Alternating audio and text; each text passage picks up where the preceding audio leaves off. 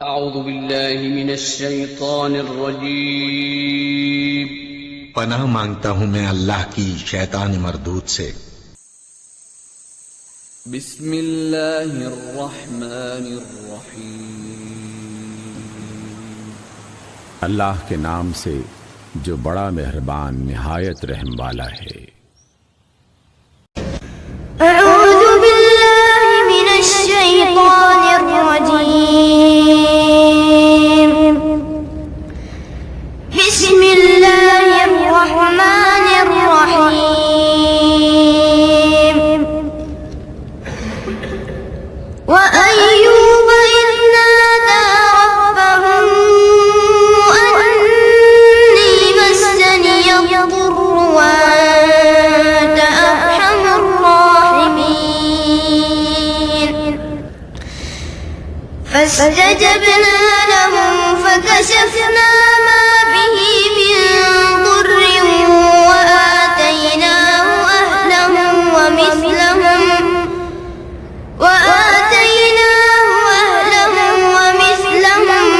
معهم رحمة من عندنا وذكرى للعابدين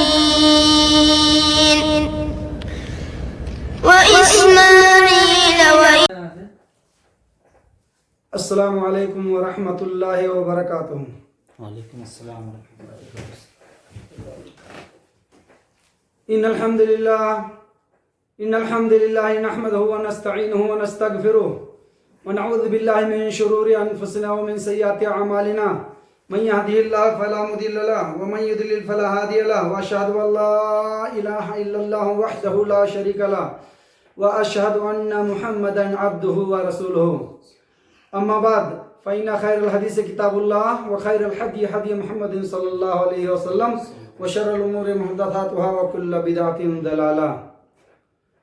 محترم سامعین اکرام، حاضرین مجلس، اللہ تعالی ہم سب کو یہاں جمع ہونے کو قبول فرمائے اور ہمارے گناہوں کو معاف کر کے جنت الفردوس میں اعلیٰ مقام دے، اور اللہ تعالی جزائے خیر دے ہمارے شیخ محمد ہارون کو، جنہوں نے ہمیں پڑھایا، بہت محنت کیا ہمارے پیچھے۔ اللہ تعالیٰ انہیں دنیا آخرت کی بھلائی دے۔ تو بھائیو، آج کا جو بیان ہے مختصر جو ہے، یہ بیان جو اللہ کے فرشتے جو ہے کس کے لیے دعا کرتے ہیں اور کس کے لیے بد دعا کرتے ہیں، تو ہم لوگ مختصر تھوڑی سی حدیث میں اس کو سمیٹ لیں گے انشاءاللہ سن کر۔ اور ہمیں یہ معلوم ہونا چاہیے کہ ہم لوگ اگر دعا کریں تو ہو سکتا ہے ریاکاری ہو، دکھاوا ہو، مطلب ہو، لیکن جس کے لیے فرشتے دعا کریں تو وہ تو ضائع نہیں ہونا ہے۔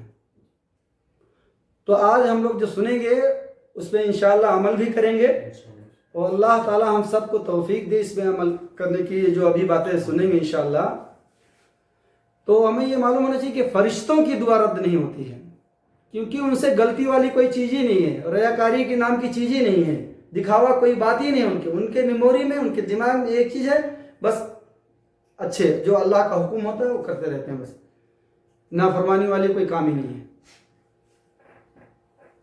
تو ہم انشاءاللہ حدیث سے دیکھیں گے کہ فرشتے کس کے لیے دعا کرتے ہیں اور اللہ تعالیٰ کن پہ رحمتیں نازل کرتا ہے۔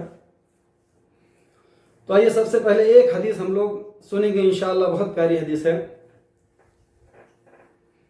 عن ابی ہریرہ رضی اللہ عنہ ان رسول اللہ صلی اللہ علیہ وسلم قال الملائکۃ تصلی علی احدکم ما دام فی مصلاہ الذی صلی فیہ ما لم یحدث تقول اللہم اغفر لہ اللہم ارحمہ۔ یہ بہت پیاری حدیث ہے بھائیو، بخاری کی بہت بہترین حدیث ہے، اور انشاءاللہ ہم لوگ اس کو دیکھیں گے اور ترجمہ بھی سنیں گے انشاءاللہ اس کا۔ اس کا ترجمہ یہ ہے کہ اللہ کے رسول صلی اللہ علیہ وسلم نے فرمایا کہ جو آدمی نماز سے فارغ ہو کر مصلی پہ جب تک بیٹھا رہتا ہے اور جب تک باوضو رہے گا، تب تک فرشتے اس کے لیے دعا کرتے ہیں، اے اللہ اس کے اوپر رحم کر، اے اللہ اسے معاف کر دے۔ تو بتائیے، جو فرشتے ہم لوگ کیا کہتے ہیں کہ بہت بڑے آدمی کا سورس ہے، नौकरी मिलनी है, सही है ना? कहते कि नहीं कहते हम लोग? कितने बड़े एक आदमी को सोर्स है, वो MLA MP, ये तो ऐसी मखलूक है कि ये जिसके लिए दुआ करें तो उसका तो इंशाअल्लाह बेड़ा पार हो गया, यानी वो गया, कामयाब हो गया। तो जब हम नमाज से फारिग हो जाते हैं और मुसल्ले पे जब तक बैठे रहेंगे, और इसमें वज़ू का शर्त है कि नमाज के बाद जब तक आपका वज़ू बरकरार रहेगा तब तक फरिश्ते आपके लिए दुआ करेंगे। जहां आपका वज़ू टूट गया, हदफ असगर यानी रेहा खारिज हो जाना, तो फरिश्ते आपके पास से चले जाते हैं। फिर भी आपको बैठना मना नहीं है, लेकिन वो फरिश्ते जो आपके लिए दुआ करते हैं वो दुआ करना बंद कर देते हैं। तो हम इसके मुस्तहिक बने, नमाज से फारिग होने के बाद बैठे रहें जा नमाज पर, अज़कार करें, बेहतरीन अज़कार जो अल्लाह के रसूल सल्लल्लाहु अलैहि वसल्लम ने फरमाया। हम क्या करते हैं, सलाम फेरते ही और उठ लेते हैं तुरंत। तो इस तरह यहाँ की है। और हमारे देशों में है बस इमाम ने हाथ उठाया, अल्लाहुम्मा आमीन, भैया अल्लाह के रसूल सल्लल्लाहु अलैहि वसल्लम ने जो तरीका बताया उस तरीके से अज़कार करो, पूरे अज़कार एकदम सिस्टम से आप पढ़ो। हाथ उठाने का तो कोई यही नहीं है इज्तिमाई तौर पर। तो हम लोग नमाज से फारिग होने के बाद इंशाअल्लाह ये अमल करेंगे ताकि फरिश्तों की दुआ की मुस्तहिक बने। आइए दूसरी हदीस इंशाअल्लाह हम सुनेंगे।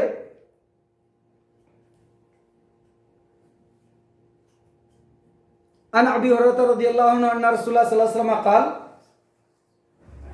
लौ यअलमुन नासु मा फी निदाई वस्सफ़िल अव्वल थुम्मा लम यजदू इल्ला अन यस्लमू औ कमा क़ाल अलैहिस्सलातु वस्सलाम।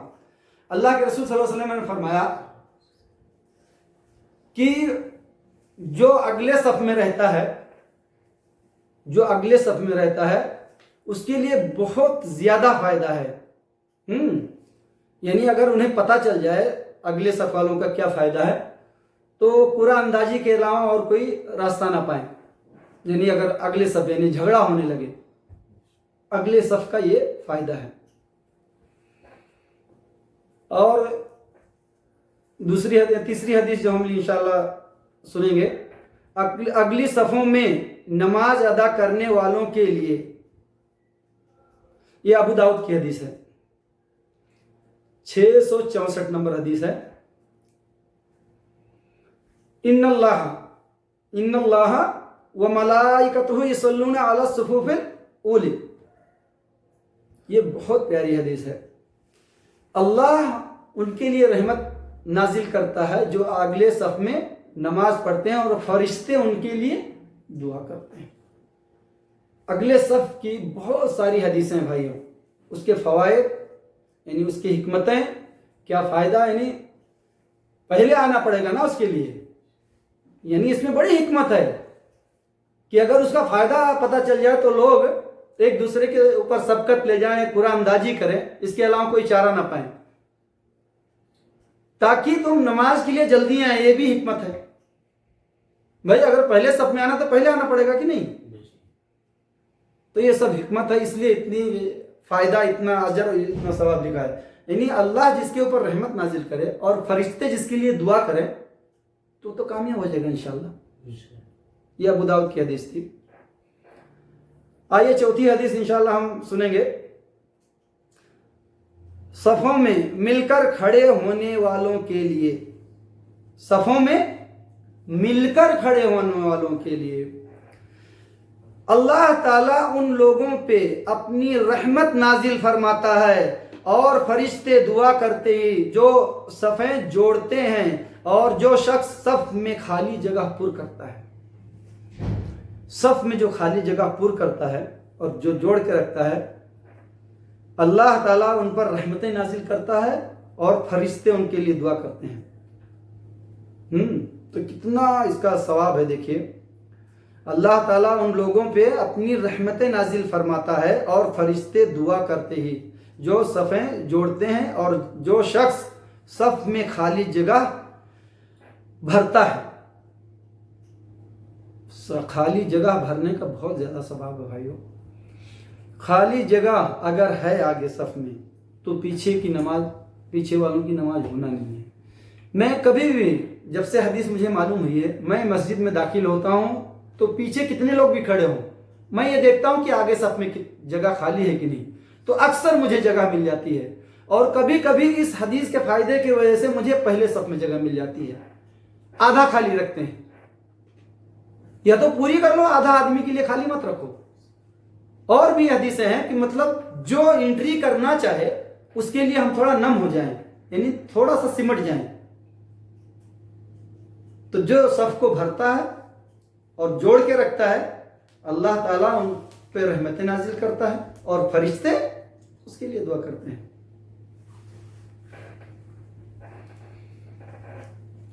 آئیے ایک حدیث اور سنیں گے انشاءاللہ. یہ ابو داؤد کی حدیث ہے 471 نمبر. مصلی پر بیٹھ کر انتظار کرنا اور نماز سے فارغ ہو کر گھر جانے تک فرشتے اس کے لیے دعا کرتے رہتے ہیں.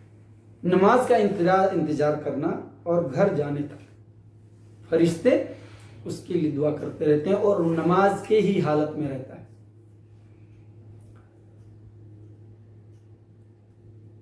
آئیے ایک حدیث اور سنیں گے انشاءاللہ. فرشتے جو ہے اس کے لیے دعا کرتے ہیں جو کسی کے پیٹھ کے پیچھے دعا کرے. جو کسی کے, جیسا میرا ایک بھائی میرے سامنے نہیں ہے لیکن میں غائبانہ اس کے لیے دعا کر رہا ہوں, تو یہ دعا جو ہے اس میں شرک اور ریاکاری اور دکھاوا نہیں ہوگا.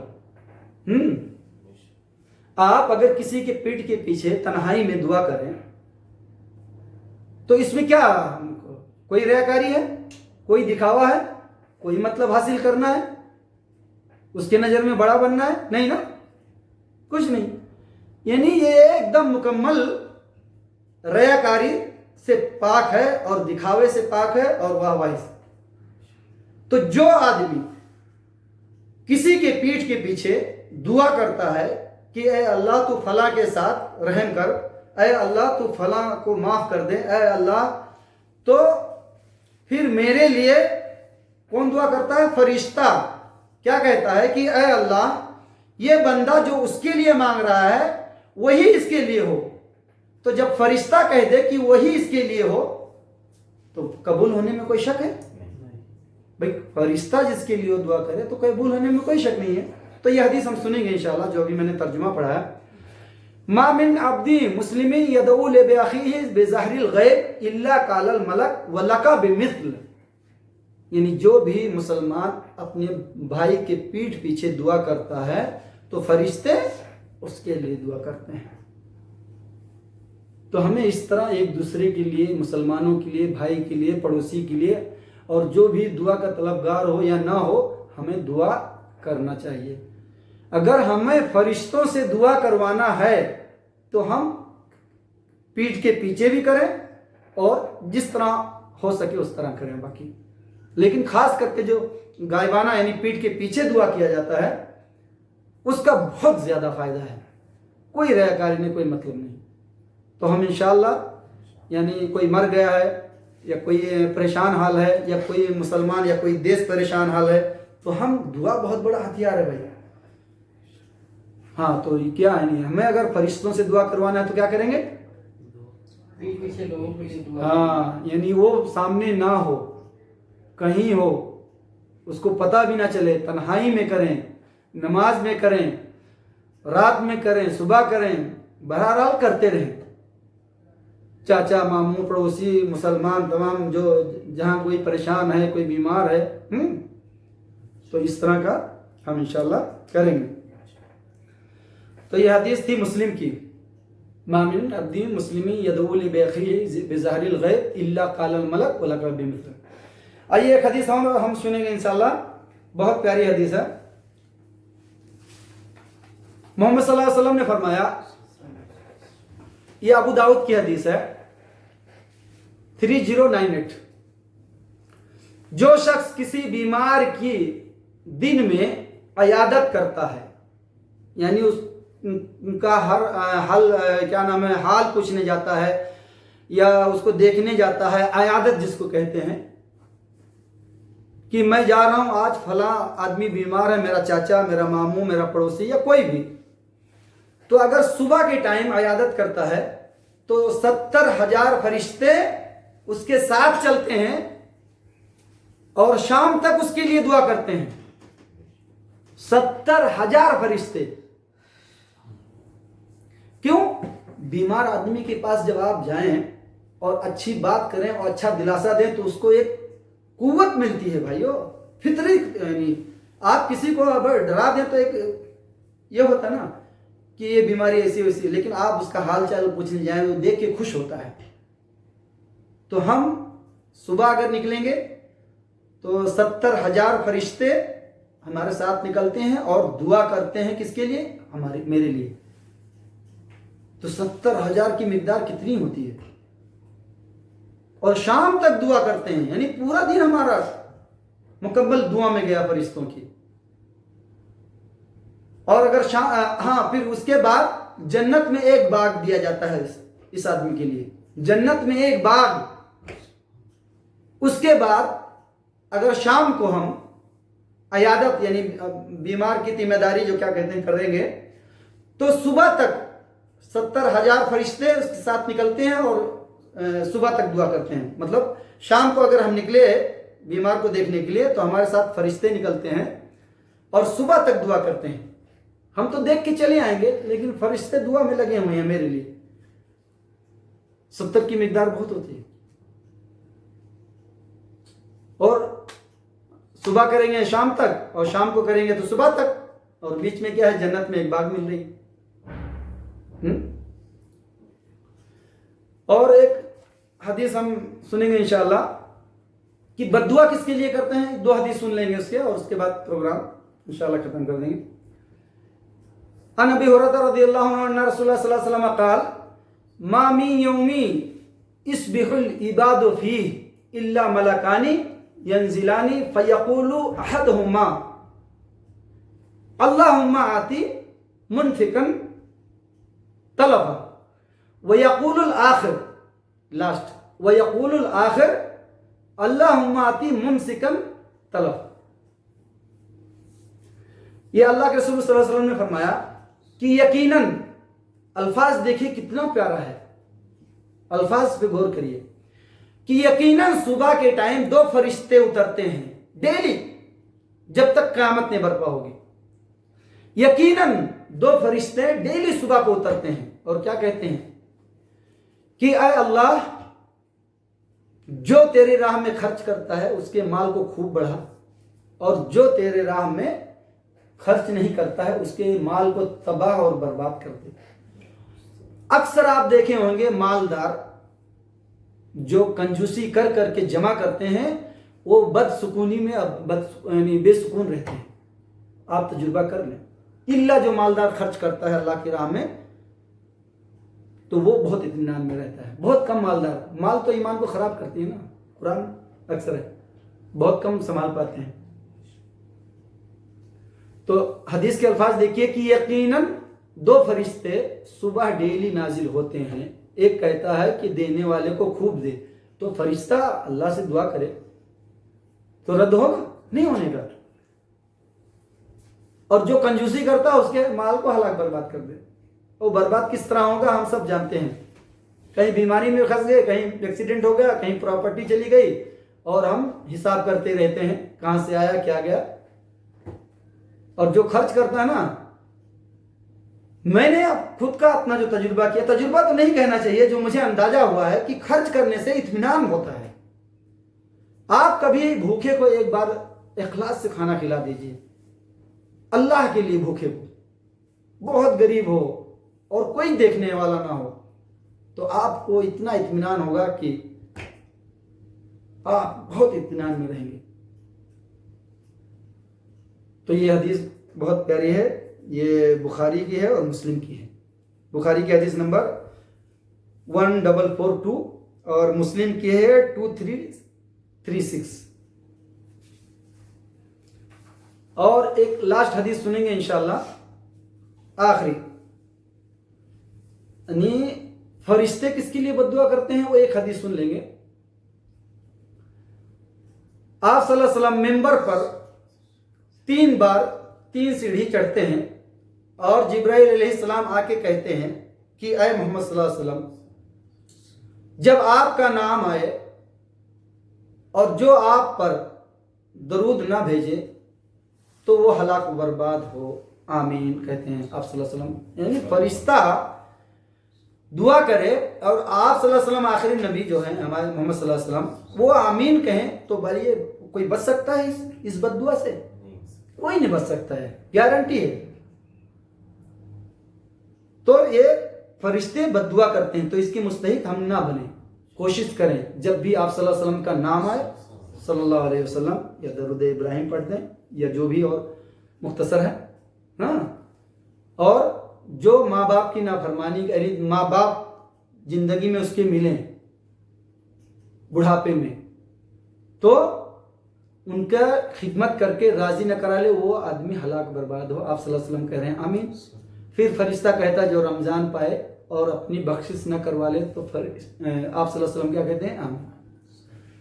تو یعنی فرشتہ بد دعا کرے اور آپ صلی اللہ علیہ وسلم آمین کہیں اس کے لیے جو یہ عمل نہ کرے تو بتاؤ بچ سکتا ہے کوئی؟ تو ہمیں یہ جو ابھی حدیث پڑھا ہوں سب بہت پیاری حدیث ہے سب، اور ہم سب لوگ فرشتوں کی دعا کی مستحق بنے.